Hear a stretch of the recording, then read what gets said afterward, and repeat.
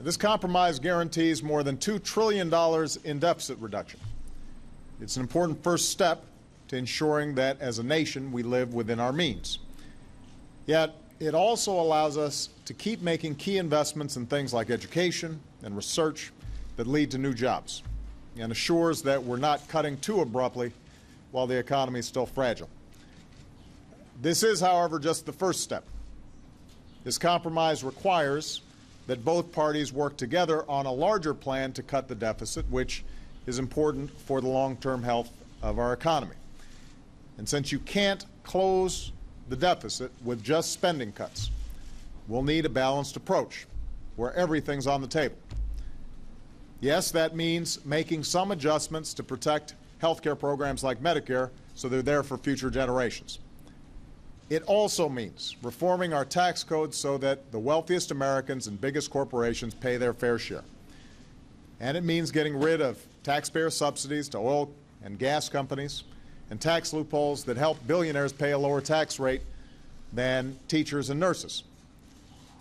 I've said it before, I will say it again.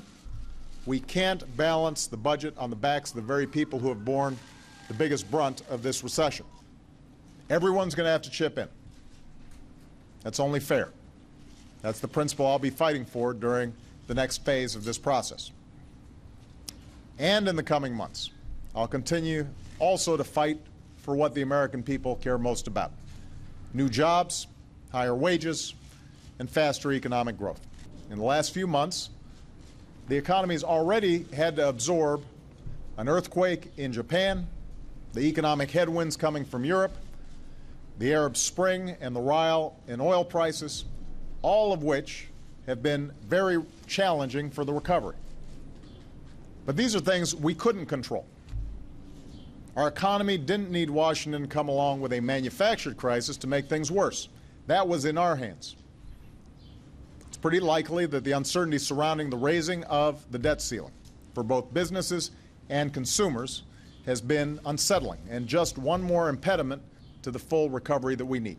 And it was something that we could have avoided entirely.